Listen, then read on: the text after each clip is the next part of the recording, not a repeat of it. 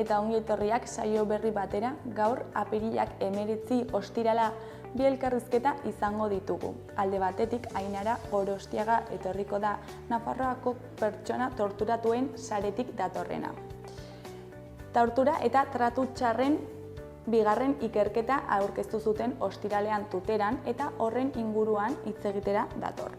Eta beste alde batetik Miriam Molina izango dugu, Idiazabal Gaztaren denboraldi berria aurkeztera datorrena. Baina horrekin hasi baino lehen, goazen betiko edukiarekin. Goazen orain gaurko efemerideekin. Gaurko egun batean, 1943an Varsoviako getoko altxamendua hasi zen. Urte batzuk geroago 1973an Eustakio Mendizabal txikia hil zuen Espainiako poliziak Algortan. Egun berean baina 1980an Felipe Sagarna Ormazabal hernaniarra hil zuen Batallon Basko Espainolek. Eta bukatzeko 2013 urtean 1000 laguneko herri harresia egin zuten Donostian 8 gazte babesteko. Gaurko lerroburuak ikus ditzagun orain.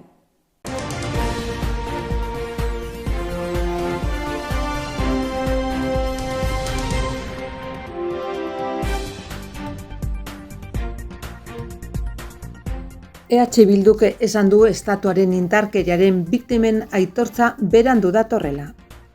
Administrazioak sustatutako ekitaldi publikoetan erabilera bakarreko plastikoi ateak itxi dizkion Nafarroak. Nafarroko 4 kirol ekitaldik 0 hondakineko neurriak hartuko dituzte udaberri hontan klima aldaketa arintzeko. Iruñako auzoen ia erdiek adinekoen sareak dituzte 65 urtetik gorako 28.752 personaren eskariak estaltzen dituzten ekimen horiek goraka doaz. Erdiz bizirik eguna eginen da bihar larunbat Elizondon egun osoko egitarauarekin. Berroetako 7. mendi maratoi erdia eginen dute igandean. Enplego zoriontsuago bat poema sorta aurkeztuko dute Inaute Lorrietak eta Inigo Astizek Elizondon igandean arratsaldeko 6.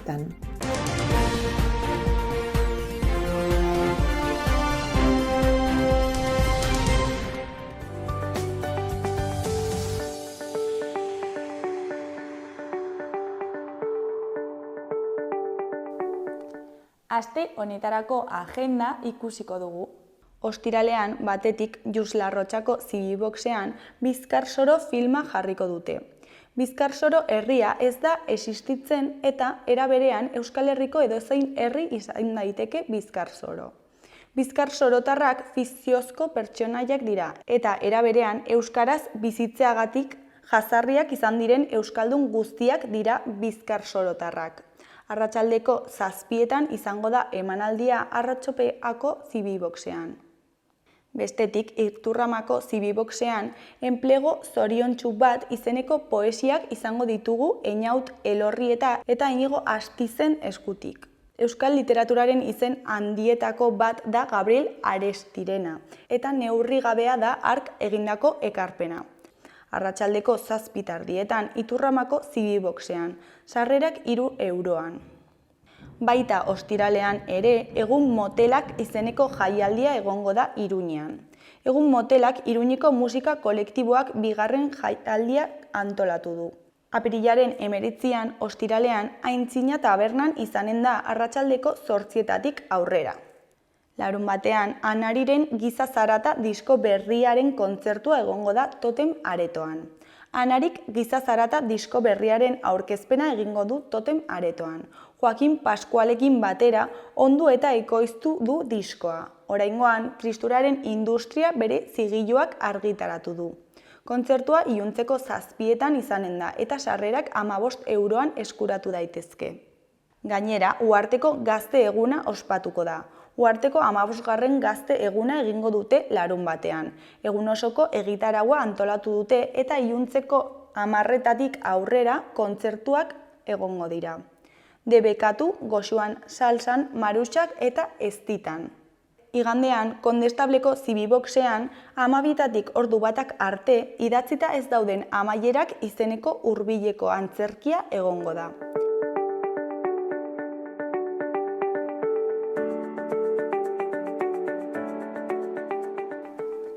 Ikus dezagun gaurko egunkarien azalek zer dioten. Diario de Notiziasen titular nagusian, Nafarroak estatuaren eta ultraeskuinaren 12 biktima aitortu ditu. Jaurlaritzak indarkeria politikoaren biktimatzat jo ditu Mikel Zabaltza eta Mikel Arregi. Gainera, 1978ko San Ferminetan atentatuak, torturak eta zauriak jasan zituzten pertsonak biltzen ditu. Argazki nagusian, emakume batek Gazako zerrendan hil berri den neskato bat besarkatzen. Titularrean, izurrikeria Palestinan urteko argazkia. Israelen erasoek eragindako biktima zibilen saminaren isla urteko irudi gisa saritua WordPress foto lehiaketan. Erdiko berrian, Ibarrolak berrikuntza alboratu eta exekutibo kontinuista bat proposatu du UPN-en. Beheko berrietan, alde batetik, aita bat eta aitona bat kondenatu dituzte Iruñeko ikastetxe batean irakasle bat mehatzatzeagatik. Beste alde batetik, Untzueren ostatuko obrak merkatarietan daudenak 2026rako bukatuta egon behar dute. Jarraian, kontabilitateko errore batek 171 familiari eragiten die birgaitze energetikorako laguntzak kobratzean. Hori koloreko berrietan, batetik, osasunak eta bazkideek txosten bat espero dute batzarra aldatzeko. Bestetik, beti onakek porrotarekin hasi du titulurako play-offa. Diario de Navarraren titular nagusian, Nafarroako medikuak grebara itzuliko dira osasunaren eraginkortasun ezagatik. Medikuen sindikatuak lanuzteak deitu ditu urritik aurrera. Argazki nagusian, ezkerretik, Maite Oroz futbolaria, Elena Taberna zinemagilea, Naia Ganuza Taberna bilobarekin, Yolanda Fonseca 32 sortzailea, Laura Urkizu enpresaria eta Aitana Bizente 24 urteko fiskala. Titularrean, eredu diren emakumeak. Diario de Navarrak eta Laboral Kutxak Somos Valientas sariak banatu zizkieten 5 erreferenteri. Eskuineko berrietan alde batetik poliziaren indarkeriaren 12 biktima aitortu ditu Nafarroak. Beste alde batetik hotel enpresek interesa agertu dute Abaigar etxearekiko. Azkenik, Nafarroako 9 kontzeju desagertzear daude. Goiko berrietan batetik Malu baluarten emango duen kontzertuaren aurrean. Bestetik, Osasuna 145 milioi balio dituen kluba. Bukatzeko Osesek behar duen bultzada ekonomikoa. Gara egunkariaren goiko argazkian Peio Otxandiano daukagu. Honen hitzetan, herri proiektu bat eskaintzeko gaiden politika batek ematen du egonkortasuna. Konfiantzaz egingo dio EAJaren nagusitasuna lehen aldiz zalantzan jartzen duten inkesten babesean lokaztu nahi izan den kanpainaren azken txanpari. Beste argazki nagusian Imanol Pradales daukagu. Honen hitzetan, Euskadik hobera egin du azken urteotan, gertatu den guztia gorabehera. EAJko lehendakarigaiak bere alderdiak kudeaketan duen esperientzia jarri du mahai gainean. EH Bildurekiko distantzia ateratzen saiatzeko hautestontzietan garaipena lortzeko. Beheko berrietan alde batetik Nafarroak estatuaren 12 biktima aitortu ditu. Beste alde batetik, Israel Irani erantzuteko prestatzen ari da eta sarraskiarekin jarraitzen du. Jarraian gaur etxebizitza eta dekorazioa. Artefaktu atalean Aznarren aurkako bomba autoaren astindua. Gaurko egunez duela 29 urte etak Jose Maria Aznar Pepeko buruzagiari jarritako bomba autoak astindua eragin zuen. Biharamunean eginek jaso zuenez. Handik urtebetera Moncloan zen Aznar. Errepresioaren eta ilegalizazioaren presidentea izan zen, eta M11ko gezurrena. Berriaren argazki nagusian Imanol Pradales EAJaren lehendakarigaia daukagu. Honen hitzetan, Sánchezek soilik bere interesei begira hartuko du itunen erabakia. Pradales sinetsita dago EAJak herriaren konfiantza berreskuratuko duela. Beheko titularrean, Nafarroako gobernuak lehen aldiz aitortu ditu izaera politikoko biktimak. Espainiako estatuaren eta eskuin muturraren 12 biktimaren inguruko eskaerak onartu dituzte. Eskuineko berrietan alde batetik Mikel Etxaburuk Mantalingo alaba poesia liburua idatzi du, Saturrarango emakumeei buruz. Sabotaileetan milaka zuhaitz moztu dituztela salatu dute Gipuzkoako baso jabeek. Ezkerreko argazkian emakume batek Gazako zerrendan hilberri den neskato bat besarkatzen. Titularrean WordPress foto sarraskiaren argazkia. Euskal Herria Irratiaren titular nagusian, Lourdes Zabaltzaren hitzetan, historikoa da Nafar gobernuak aitortzea gure anaiak ez duela ihes egin baizik eta Intxaurrondon hil zutela.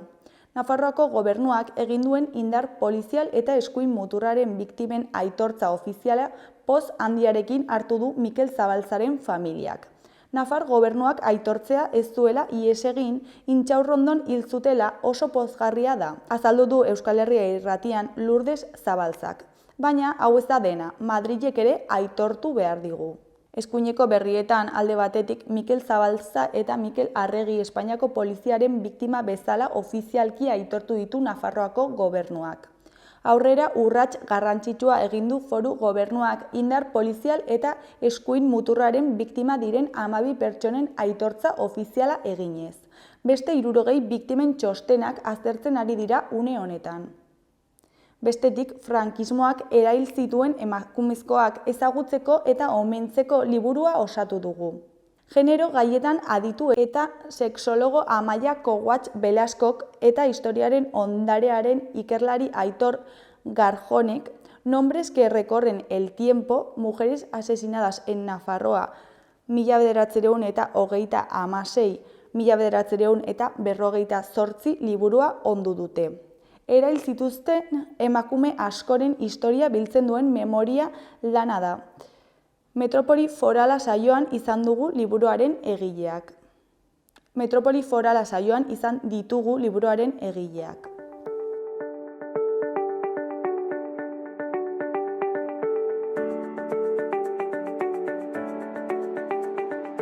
Kaixo eta ongi etorriak gaurko lehenengo elkarrizketara, oraingoan Ainara Gorostiagarekin gaude, Nafarroako pertsona torturatuen saretik datorrena. Kaixo, zer moduz? Kaixo, egunon, ondo.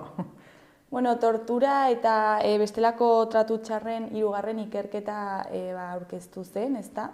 Eta, nondik eginda ikerketa hau, kontatu guzu pixka bat? Bai, ikerketa da, 3 ikerketen ondorioa edo pixka bat amaiera, ez?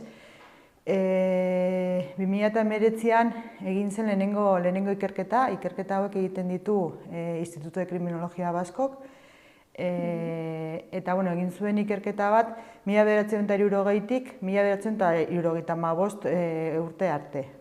Ikerketa hau Nafar gobernuak eskatu zuen, eta hor ondorio batzuk atera zituen horien artean, uste zutela gehiago ikertu behar zela ondorengo urteetan ere tortura kasu asko aurreikusten zituztelako, ez? Eta horren ondorioz, Nafar gobernuak atera zituen diru laguntza batzuk institutoentzako eta ikerketarako, eta horri esker egin dituzte 2 ikerketa ezberdin 1979tik gaur egun arte. Orduan, 2 ikerketa zergatik, lehenengoan ez zuelako denbora ez da jaso zuten dirua zitzaien heldu sakontzeko guztiz. Eta oraingo honetan sakondu dute gehiago, egin dituzte elkarrizketa gehiago torturatuei, egin dituzte Estambuleko protokolo gehiago, eta horri esker, 3. ikerketa honekin, gaurko zifra esan daiteke 1083 tortura kasu egon direla Nafarroan baieztatzen dutela ikerketa baten ondorioz, ez? Orduan, esan dezakegu Nafarroan erradiografia osatu bat dugula, datuen kontu hau Nafarroako torturatuen sarearen iritziz pixka tentu zibili behar dugu ere, zen egunero ateratzen direlako tortura kasu berriak badagolako jende asko oraindik kostatzen zaiola bere testigantza edo bere kasua kontatzea, eta baita ere kostatzen zaielako bere burua torturatutzat bezala ikustea, ez? Orduan etengabeko prozesu bada eta bueno, ez da zifra finko bat izango, ez? Bueno, eta zergatik egin da ikerketa hau edo ze helburuarekin? Bueno, helburua ikerketa egiteko guk beti Nafarroako torturatzen saretik beti aldarrikatu dugu hori ikerketa profesional, independiente eta zientifiko bat, ez? Orduan, horregatik iruditzen zaigu profesionalak ikertzen hasten direnean horren inguruan, ematen dutelako ziurtasun edo azken finean tortura isilpean egon da urte hamarkadetan zehar, eta guk datu hauek urtetan zehar alderdi ezberdinak eta talde ezberdinak atera izan dituzte, baina inoiz ez da nolabaiteko sinesgarritasun hori eman, ez? Eta uste dugu honelako ikerketa batekin sinesgarritasun hori ematen dela, ez? Azkenean dira datu zientifikoak aportatzen dituztelako, ikerketa bat dago horren gainean, dokumentazioa eta perizial bat eta horregatik hori, uste dugu, eskatu dugu, eskatzen genuen eta gure aldarrikapenetako bat zen ikerketa bat eskatzea. Eta nola parte hartu zuek ikerketa honetan? Bueno, guk torturatu moduan sortu genuen elkartea 2021 batean, eta hor hasi ginen errolda bat osatzen. Orduan joaten ginen torturatu guztiengana, edo ezagunak ziren torturatuengana edo beraiek guregana, eta beraiei eskatzen genien beraien zeukaten dokumentazioa aportatzea, ematen genuen nolabaiteko formulario bat betetzea, eta formulario hori ematen genien Instituto Vasco de Kriminologiari, eta dokumentazio hori beraiei aportatzen genien. Orduan hori izan da gure ekarpena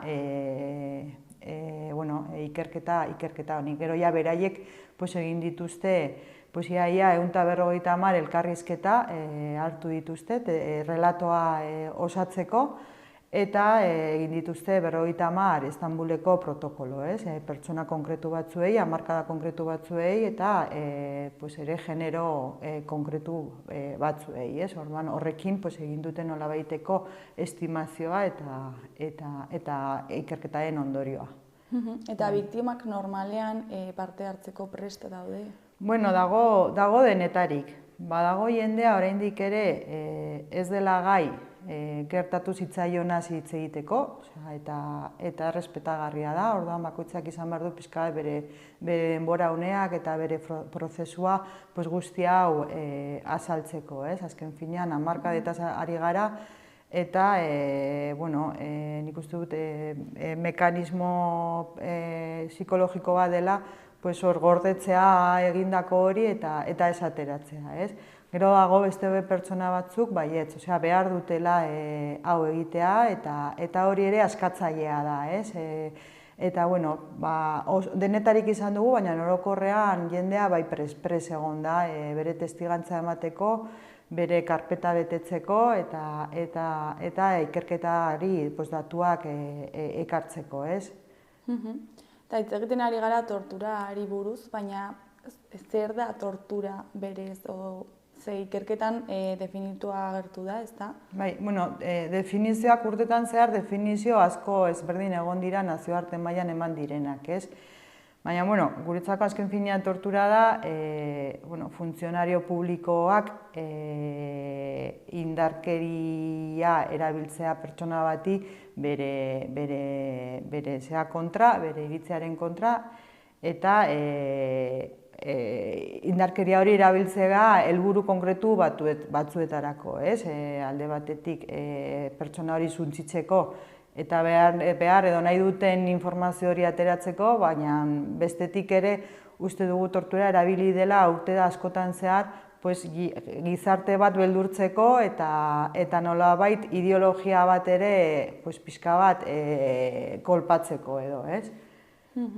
Eta ikerketara bueltatzen edo Nafarroako biktimetan zentratut zarete, ez?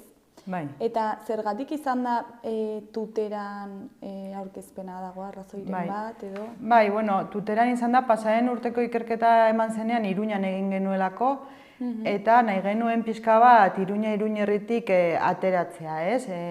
Azken finean datuak ere ematen ziguten, tortura kasu gehienak Iruñerrian eman zirela, Sakanan eman zirela, baina Tutera eta Erribera uste dugu dela zonalde bat, ere tortura asko pairatu dela gehien bat 70-80ko hamarkadetan, eta iruditzen zitzaigun oraindik jende horrengana ez garela gai heltzeko dago Erriberan gutxi gorabehera 50 pertsona torturatu. Orduan ez gara gai pertsona horiengan heltzeko, ez? Eta iruditzen zitzaigun aurkezpena hor egiten bagenuen, behintzat entzungo zela zonalde horretan ere, zonalde horretan tortura kasuak zeudela, eta iruditzen zitzaigun pixka zela hori indartzeko aukera bat, ez? Eta aurkezpena zer moduz joan zen, jendea hurbildu zen? Bai, oso ondo joan zen, aretoa bete zen, jendea zutik eta dena geratu zen, eta oso posik egon zen jendea ere alderdi politiko ezberdinetakoa, Nafar gobernuko bizikidetza sailetik ere ordezkapen bat ere egon zen, eta torturatuak beraiek ere egon ziren, eta nik uste dut ondo egon zela. Eta, ikerketa egin eta gero, ze ondorio atera dira honen harira edo? Bueno, atera diren ondorioak orain zenbakita hitz egiten badugu da, 1083 tortura kasu, 900 pertsona torturatu, zifra horren aldea da, pertsona asko behin baino gehiagotan tortura pairatu dutela, orduan hori da zifra aldatzen duena, ez? Ateratzen den ondorioetako bat, zifra bera da, baina ere ikusten dugula ikerketa honek islatzen duena da, gure ustez, tortura modu sistematikoa eman dela Nafarroan, ez dela momentu konkretutan edo pertsona bati egindako zerbait, baizik eta estatu batek sortu duen erraminta oso baten ondorio bat, ez? Hor daude polizia bera, mediku forenseak, epaileak, espetxetako zuzendariak, hainbat komunikabide, guzti hori albideratu dutela bere impunitate osoarekin, ez? Eta hori da ateratzen dugun ondorioa.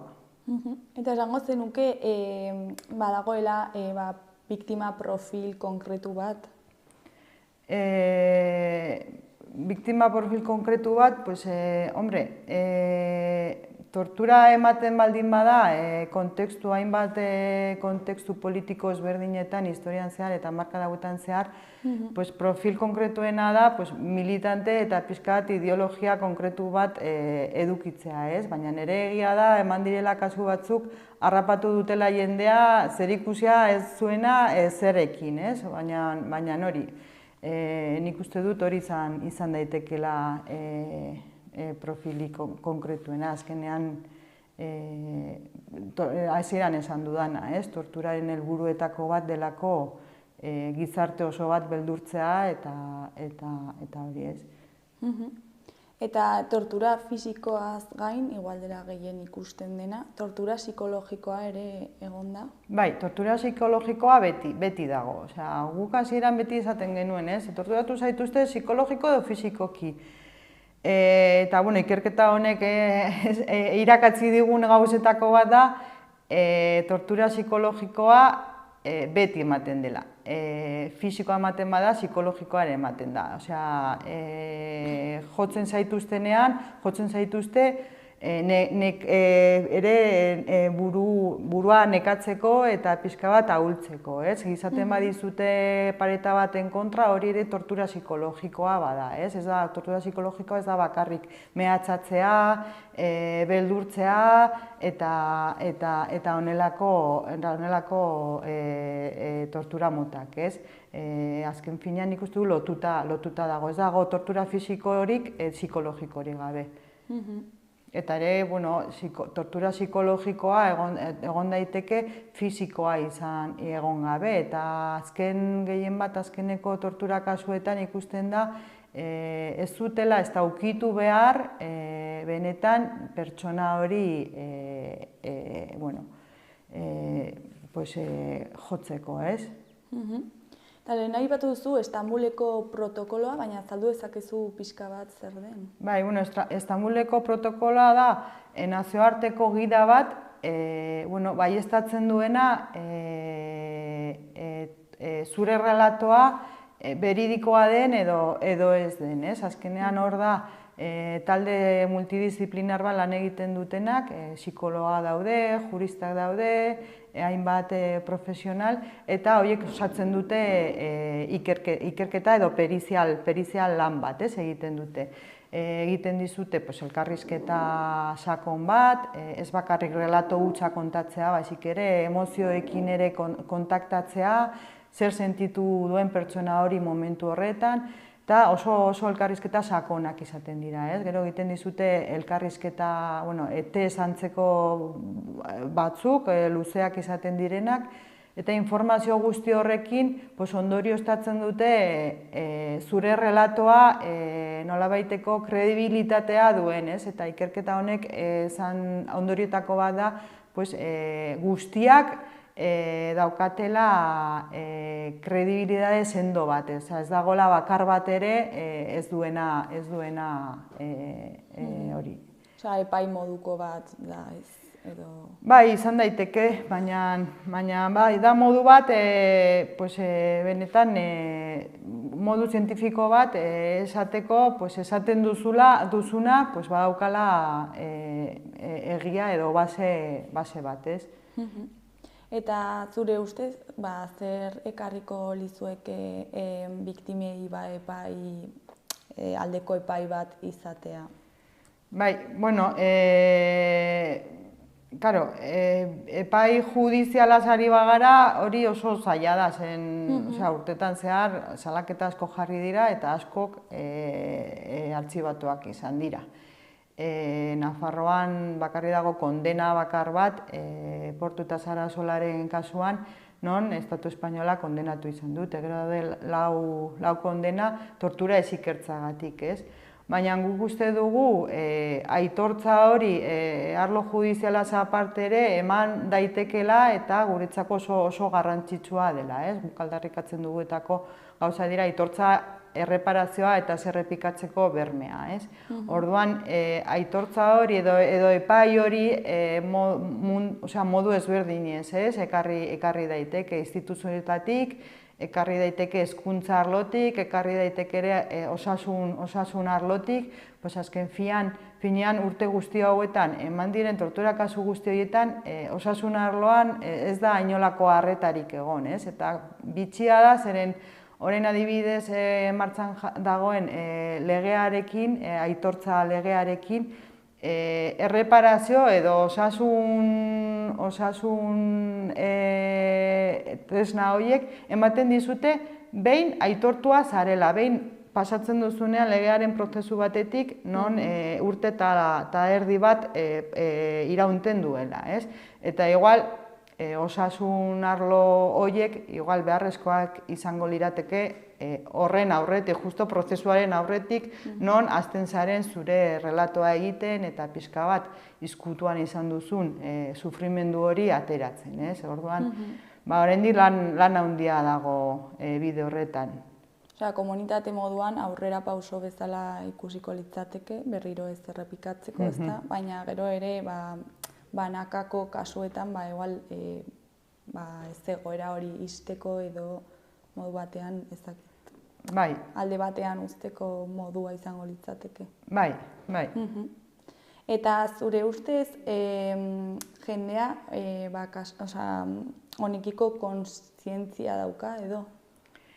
Bueno, ni beti esaten dut, hau ere da, tipularen azalak bezala, ez? Osea, gure ingurunean kontzientzia dago, azken finean tortura eragin dio Nafarroan hamarkadetan zehar, ingurunean, familian, lagun artean eta hola, kontzientzia handia dago zen badakigu zer gertatu den.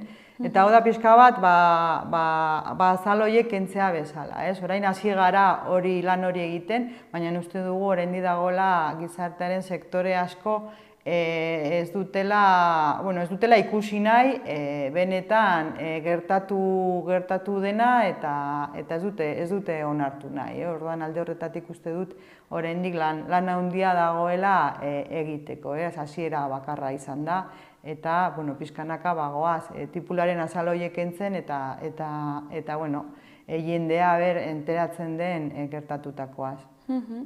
Eta, Ainara, ja bukatzeko, ez dakit zerbait gehiago komentatu nahi duzun, zerbait ahaztu zaigun? Ez, nik uste dut, hori ikerketaren inguruan jorratu dugula kontu guztia eta bueno. Mila esker, ikerketaren inguruan hitz egitera etortzeagatik. Eta, Zuei, bale. Ondo segi, agur. Agur.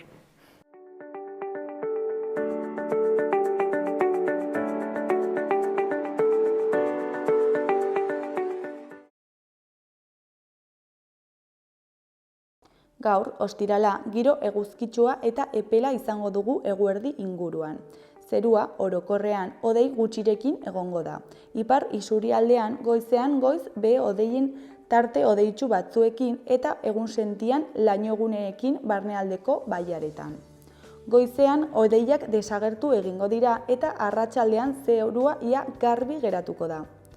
Ekialdeko haizea ibiliko da. Arratsaldean ipar ekialdetik finkatuko da eta tarteka bizi ibiliko da. Temperatura maksimoak igo egingo dira eta 17-20 gradu artekoak izango dira. Larunbatean, asteburua giro egonkorrarekin baina freskoarekin hasiko dugu. Egun sentia hotza izango da. Izotza ere egin dezake Araba eta Nafarroako zenbait lekutan eta lainoguneak ere sor daitezke.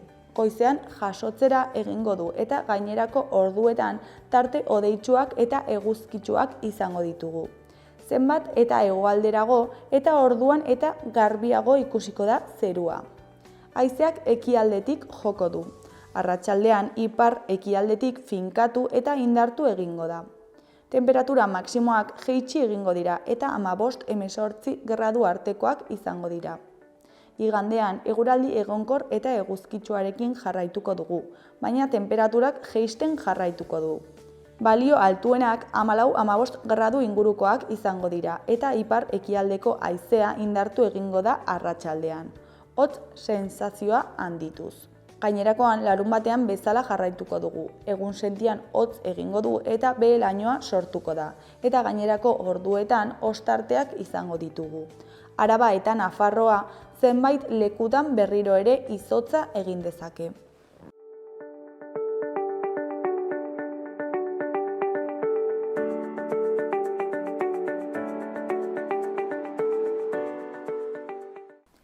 Kaixo eta ongetorriak gaurko bigarren elkarrizketara oraingoan Miriam Molinarekin gaude. Kaixo, zer moduz?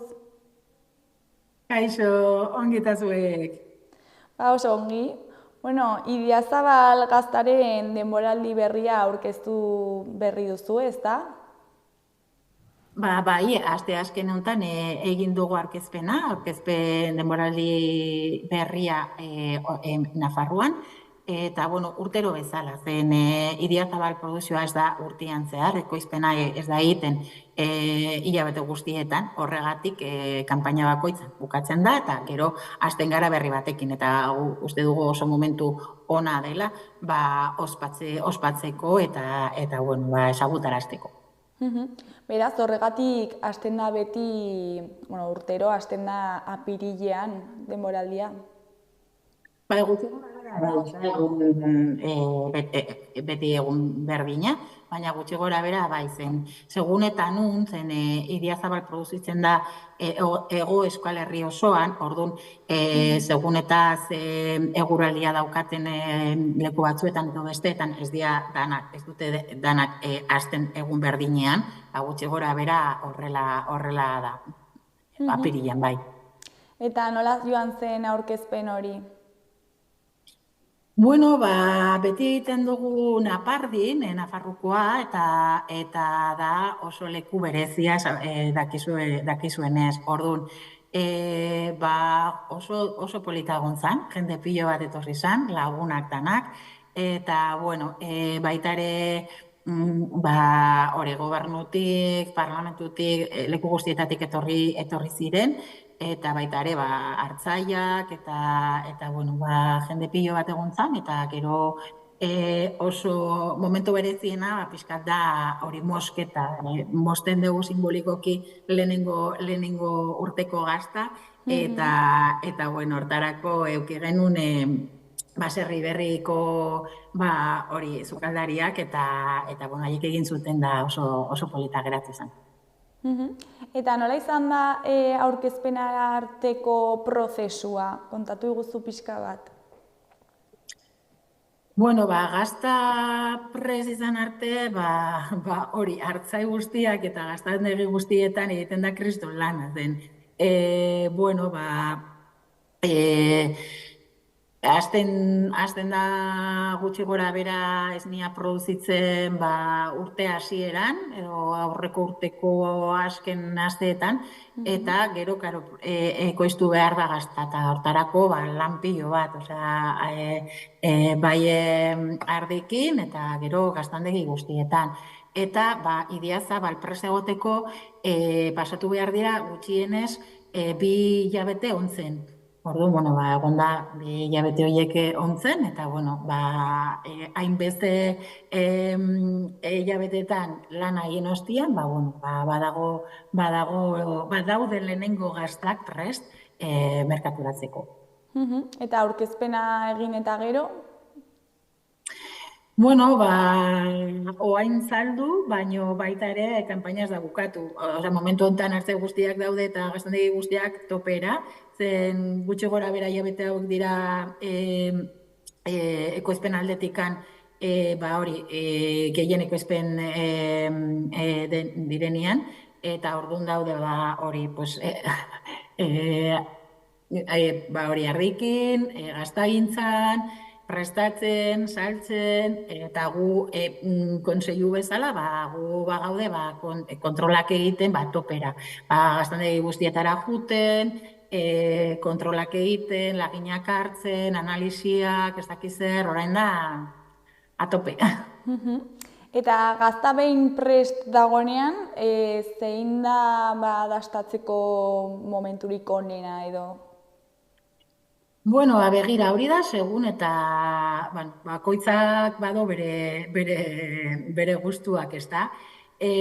Normalian 2 hilabetekin badago nahiko fresku oraindik, baina badago jendia gustatzen zaiola gehiago. Eta gero badago baita ere jende batzuk gustatzen zaiola nahiko zahartu eta ja urte batekin edo horrela. Nik esango nuke edo nire gustukoa 4-6 hilabete artean. Baina hori segun eta norentzat. Eta zein esne mota erabili ohi duzue gazta egiteko? Bale, hori derrigorrez izan behar da ardi esnia eta ardiak izan behar dira bertokoak. Hori da, latxak, Nafarroan latxak eta Bizkaian ere karrantzenak, baina Nafarroan latxak bakarrik izan deke. Eta gainera, gauza importante bat da, esne hori egon behar dela gordina. Eta hori oso importantia da zen, horrik ematen du, hori, bereiztasuna, bai? Orduan, horrek esan nahi du, gazta guztiak ez dira berdinak, lehenengoak eta azkenengoak ezberdinak dira, desberdina da baita ere gaztandegi batekoa edo bestelakoa, segun eta zen denbora daramaten ontzen baita ere desberdinak dira, eta gu probatzerakoan, nabaritzen dugu Idiazabal dela. Bai, danak bete behar dituzte zapore eta hori, baldintza batzuk, danak berdin izan behar dute, baino, hala ere, bestaldetik badia desberdinak. Eta horrek ematen du kristona aberastasuna produktuari. Joten gara denda batera, supermerkatu batera, eta ikusten ditugun gaietakutzak dira denak berdinak. Idiazabal gazta ez dira denak berdinak izango, ez daude bi berdinak direna. Eta horrek ematen du, hori kristona beraztasuna eta bakoitzak erabakitzen du, nire gustatzen zat ez dakit norena, edo ez dakit hori justo lehenengo gaztak, edo niri nik nahiago ditut ez dakit zertarako, igual bokata baterako nahiago dut ez dakit nola, eta jateko beste erabaten, beste produktu ezberdina. Ordu, hori da importantena. Esnea da importantena gure produktuen. Eta gero, gazta zatitzerako orduan ere nola zatitu behar den edo nola zatitzen den garrantzia dauka, ezta? Aldi guztu egin demostrazio txiki bat? Bai, prestatu dut hemen, ez dakea posiblea den ikustia, horrela ikusten da ondoz da. Normalean egiten dena da, hoberena da, zatitzea horrela. Zen, esne gordinaz eginda dagoenez, barnekoa eta kanpokoa ez da berdina, bale? Orduan, mosten badugu horrela, hemen da modu batekoa eta hemen beste modu batekoa. Eta egiten badugu horrela, gero jaterakoan, jaten dugu dana batera, bai? Orduan hori da, eta gero ez da oso lodia izan behar, gutxi gora bera horrela prestatuta. Hori da hoberena. Eta gero, behin irekia dagoela, nola kontserbatzen da hoberen? Hozkailuan sartuta, hori bai. Eta importantia da, hori, jango badugu kuina bat, egingo duguna izango da, kuina hori moztu, atera, eta utzi denbora pixkat kanpoko temperatura hartu arte, bale? Zein baldin badago oso hotza, ez du hainbeste zaporerik eta galtzen dugu hor, mila, ez da?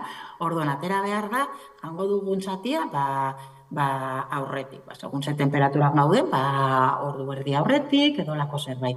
Eta gero geratzen dana, hozgailuan geratzen da.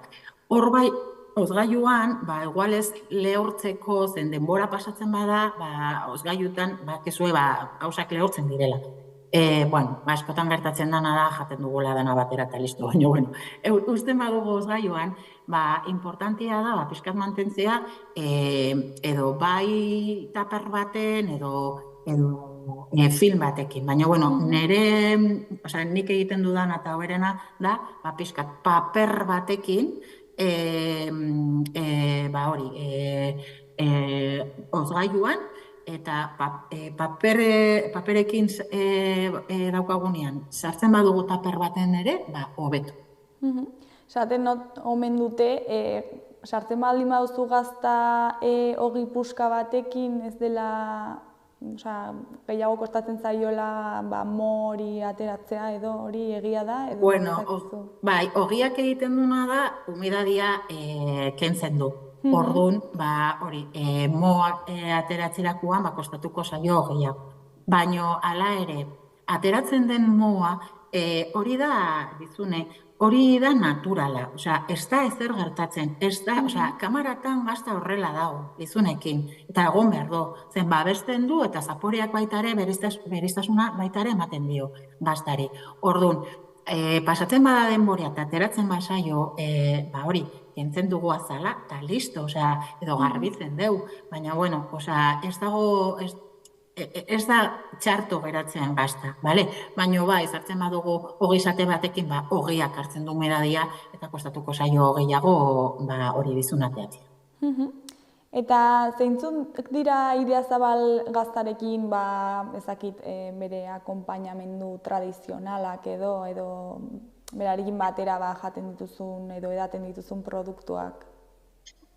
Tradizionalak dira, ardo beltza eta brillo, baina, gaur egun hori eta modu bat, gaur egun Idiazabal gazta konsumitzen da, bai plater desberdinak prestatzerakoan, entzaladak, salsetan, bueno, askotan, eta gainera oso polita da horrekin jolastia. Ni baita ere, bueno, beti esaten dut oso importantia dela baita ere, bokatak, otartekoak prestatzia. Zen, askotan, hori, ematen diogu, postrerako, erabiltzeko, edo ez dakiz zer, baina oso importantia da baita ere, gure umeek, hori, probatzea eta jatea. Eta, Idiazabal Gazta, otarteko bat, hori, atzaldez edo goizez da, umentzako modu bat baita ere gertatu, gero eguneroko gauza bat bezalakoa izatea Idiazabal Gazta. Eta hori guretzat oso importantia da. Denak jakitea gure produktu bat dela, hemen ekoizten dana, eta gainera hori gure herriak bizirik esateko, gure mendiak bizirik baita ere, baino jasangarritasuna aldetikan ondo zainduta. Eta gauza hortarako oso importantia da Idiazabal Gazta ekoiztea, eta hortarako konsumitu behar dugu. Eta umeek probatzia eta gainera normalean asko gustatzen zaie, hasten dira oso txikiak eta importantea da ere. Baina hori, postrerako, asteko, sukaltzeko edozen gauza, bakoitzak baita ere pastela gaur egun nahiko modan dago, baina hori bakoitzak jolasteko gauza bada. Badakigu Idiazabal Gazta ketatua egiten zu edo ahumado, eta, ketatua ez dena, ez? Ze ezberdintasun dago hauen artean, zaporean, eta, gero prestatzeko orduan ere? Gazta egiten da berdin, eta gazta ondua izatean ordun ketzen da. Nola ketzen da? Ketzen da beti keetu den bezala. Eten da sua eta akea produzitzen da, eta hor jartzen da gazta, eta listo. Buelta eta buelta, eta da oso metodo, gure gaztagintza da oso metodo naturalian. Eta ketxearena baita ere horrela egiten da. Eta gero zaporean, eta biztan, eta usainen, eta hori dana, izan behar du beraren eraginak, baino justo ondo neurtuta. Zan nahi dut, baldin badago ketua, probatzerakoan edo usaintzean, ez da bakarrik pea, ezin da izan bakarrik kea, probatzea eta ke zaporea edo ke usaina, ez, hori bakarrik ez, bestela egaltzen du bere balorea baita ere. Orduan, aurkitu behar dugu kea, bai hauan, bai sudurrean, eta bai ikusten da baita ere kanpotik, baino intensitate neurtu baten, beste ezaugarri guztiak baita ere nabaritzeko. Hor, ekilibrio baten. Eta, horrela laburbiltzeko edo, zer esango zenuke egiten duela berezia Idiazabal Gazta? Berezina da, lehen esan dugun bezala, esnea, eta zergatik zen egiten da bertoko arrazekin, ardi arrazekin, eta ardi horiek egiten dutena da, belarra jan, hemengo belarra, kanpoan daude, hartzantza egiten da estensiboan. Eta horrek zer esan nahi du, hemengoa dela, eta beste leku batean egingo bagenu esen berdina izango. Horrek babesten du beti hori sormarka batek.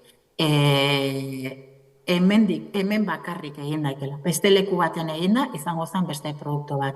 Orduan, horrek ematen du kriston berezia egiten du, eta hori da importantena. Nola lan egiten dan gure ardia arrazekin, eta hemen egiten dana. Eta hori dana, ateratzen dugu esnea kalitate on batekin, gordina denez baita ere, jasotzen du, ez dakit nola esan, inguruko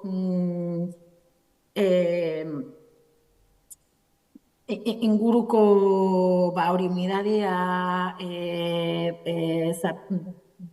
kondizio guztiak hartzen ditu esne horrek, eta horrek ematen du Idiazabal gaztari bere zaporea, uzaina eta hori dana. Baita ere, gaztagien eskuak oso importantea dirak, zen emate egiten da nahiko hori artizaua egiten da produktua, eta horrek baita ere ematen du bere balioa. Eta ja azkeneko galdera, zer da espero duzuena denboraldi berri honekiko edo? Bueno, espero duguna da alde batetik dagoen eguraldi, aurten dagoen eguraldi ona guretzako mantentzea, zen ateratzen basarete ikusten duzu aurten belarra dago zoragarria, eta horrek ematen du balorea gure esneari, eta baita ere normalean produzitzen da gehiago. Eta bai, gustatuko litzaiguke produzio aldetikan, kopurua aldetikan mantentzia edo egotzia, zen aurten geratu gara, azken urteetan, eta baino aurten bereziki geratu gara ia gaztagabe, leku bat askotan gaztagabe, Idiazabal gabe, eta hori da pena bat, gustatuko litzaiguke, hori dagoen merkatuari erantzun ona eman, eta kalitate aldetikan hori begiratu ditugun lehenengo gaztak badaude oso onak, hori mantentzia, eta zerura begira, zen oso importantia da, baldin badago euri nahiko eta temperatura honak hori belarra ateratzeko eta ardiak gust eragoteko kanpon. Bueno, Miriam, mila esker gurekin hitz egitera etortzeagatik. Eskerrik asko zuei beti bezala, eta ondo segi, datorren urtean hemen berri nagongo gara. Hori da, ondo segi, agur. Bai, agur.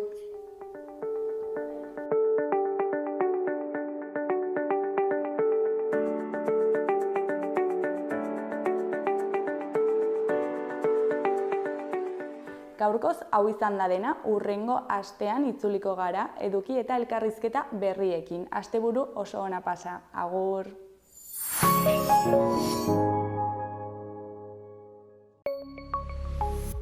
Gobierno de Navarra. Nafarroako gobernua.